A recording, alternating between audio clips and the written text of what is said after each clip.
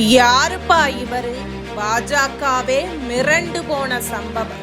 திமுக கனவில் மண்ணள்ளி போட்ட ராமச்சந்திரன்.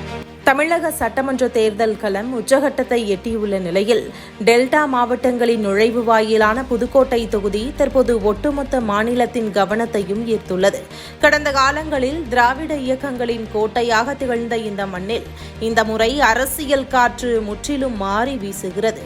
தேர்தல் அறிவிக்கப்பட்ட நாள் முதல் தேசிய ஜனநாயக கூட்டணியில் சலசலப்பு நிலவுவதாகவும் அதிமுக பாஜக இடையே ஒருங்கிணைப்பு இல்லை என்றும் ஆளும் கட்சியான திமுக தரப்பிலிருந்து ஒரு பிம்பம் கட்டமைக்கப்பட்டு வந்தது. ஆனால் களத்தில் அதன் நிலைமையே வேறு.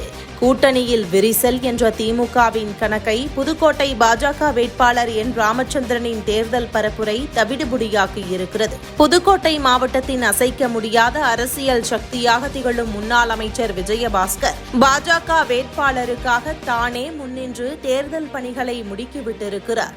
திமுகவின் ஒட்டுமொத்த வாக்கு வங்கியும் சிதறாமல் பாஜக வேட்பாளர் பக்கம் திரும்புவதற்கு இதுவே முதன்மை காரணம். விஜயபாஸ்கர் தலைமையிலான அதிமுக தொண்டர்கள் தங்கள் சொந்த கட்சி வேட்பாளருக்கு பணியாற்றுவதைப் போலவே பாஜகவின் தாமரை சின்னத்திற்காக தெரு தெருவாக இறங்கி வேலை செய்கின்றனர். குறிப்பாக கிராமப்புறங்களில் அதிமுகவின் பாரம்பரிய செல்வாக்கும் பாஜக வேட்பாளரின் இளமையான பிம்பமும் இணைந்து ஒரு புதிய அரசியல் மாற்றத்திற்கான அடித்தளத்தை அமைத்துள்ளது. மறுபுறம் ஆளும் கட்சியான திமுக மீதான அதிருப்தி பொதுமக்களிடையே அப்பட்டமாக தெரிகிறது.